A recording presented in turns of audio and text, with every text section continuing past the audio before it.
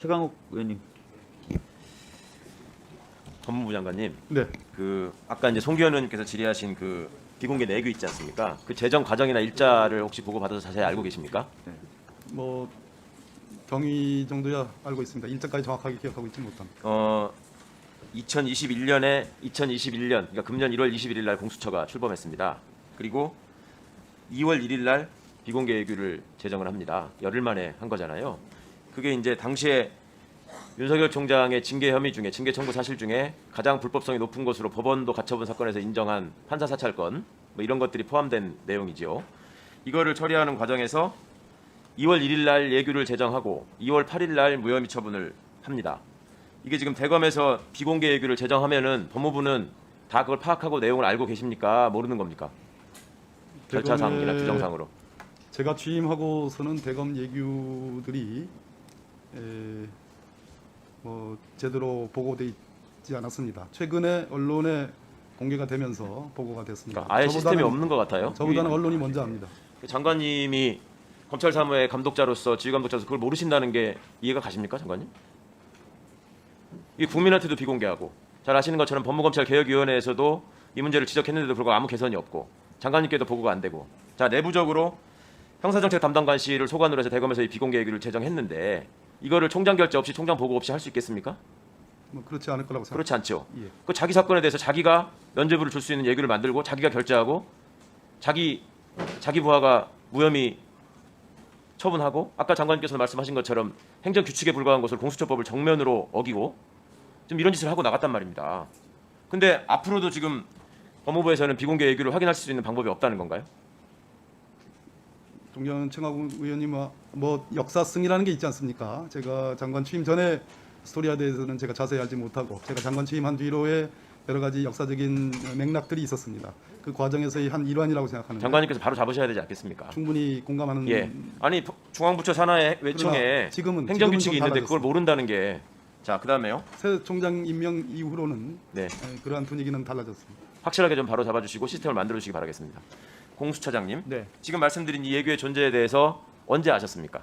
언론 보도 무렵에 알았습니다. 최근에 아신 겁니까? 네. 어떤 생각을 하셨습니까? 이 예규 이런 식으로 각 기관마다 이런 예규를 만들어 가지고 스스로 판단하고 스스로 결정해 가지고 안 보내는 걸로 정하면서 공수처법을 정면으로 무시하게 되면 공수처는 무슨 일을 할 수 있는 겁니까? 뭐 상위 법령에 위반되는 훈령이나 지침은 사실은 이 명백하게 직권남용이나 직무유기로 입건해서 수사하실 수 있는 사항입니다. 예? 이런 면죄부를 주는 예규를 그것도 본인 사건에 대해서 아무런 법적 근거 없이 이런 식으로 만드는 사람 저는 직권남용에 해당한다고 생각합니다. 만약에 또 이런 예규에 근거해서 지금 예규 만든 이유는 뻔하죠.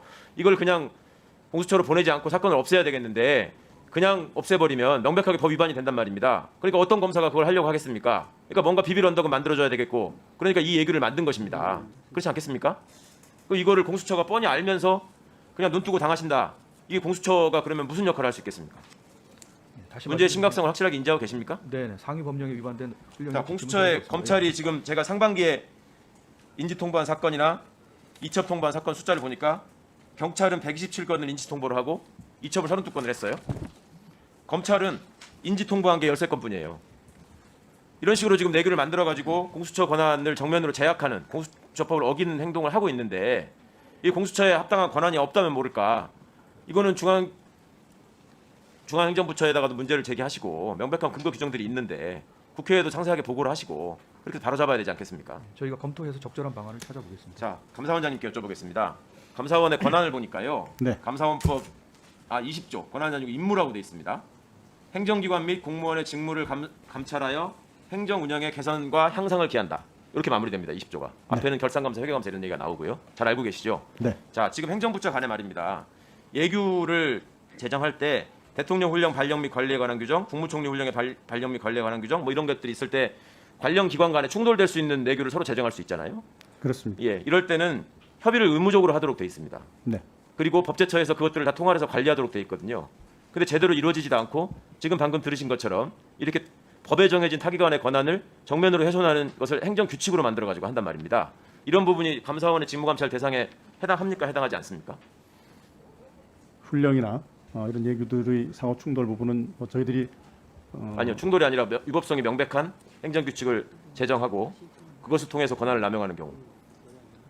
위법성이 명백한 경우라면 행정규칙이나 이런 훈령 등에 대해서 감사원이 감사할 수 있다고 생각합니다. 감사하실 수 있죠. 그렇습니다. 분명히 하셔야 되는 일이고요. 이런 부분에 대해서 감사원이 좀 적극적으로 판단해서 임해주셨으면 좋겠고요. 특히 원장님이 법조인 출신 아니십니까? 또 네. 이런 부분들을 뻔히 다 알고 계실 텐데 그간의 감사원이 과연 이런 업무에 대해서 직무감찰의 대상으로 생각했는지조차 저는 의문이라서 여쭤본 겁니다. 제가 뭐 뻔히 알면서 그것을 방기해 놓은 것은 아닙니다. 예. 지금 들어보시기에도 너무 명백하지 않습니까? 너무 내용 이상하지 않습니까? 검토해봐야겠습니다. 네, 이런 것들은 좀 들여다보셨으면 좋겠고요. 감사원장님께서 지금 대선에 출마하신다는 얘기가 계속 나오고 있는데 이게 지금 적절한 얘기입니까? 어떻습니까? 임기직에 계신 분이 사실은 감사원이 그 정치적 중립성이나 직무의 독립성이 감사원의 업무 요체입니다. 최근에 저희 거치 또는 뭐 제가 어떤 다른 역할을 해야 되지 않느냐 이런 부분에 대해서 언론이나 정치권에서 많은 소문과 억측이 있는 걸 잘 알고 있습니다. 때로는 우리 감사원 직원들 열심히 일하는 감사원 직원들조차도 그런 것 때문에 조금 난처한 경우가 있는 것으로 알고 있고요. 당연하죠. 네. 이 부분에 대해서는 제가 제 생각을 정리해서 자, 지금 조만간 여야를 막론하고 정치적 중립, 방금 지금 예. 계속 질의 과정에서 예. 공수처장의 조만간- 수사나 이런 것들이 정치적 중립에 의심을 받지 않겠냐, 훼손을 하지 않겠냐는 얘기 계속 나오잖아요. 그렇습니다. 헌법기관장이신 감사원장이나 그다음에 검찰총장이나 이런 분들이 직무를 마치자마자 바로 선거에 출마하고 또 재직 중에 선거에 나간다는 얘기가 나오고 이런 것들이 정치적 중립을 위해서 바람직한 현상입니까? 어떻습니까? 뭐 그 부분에 대해서는 뭐 다양한 판단이 있다고 생각합니다.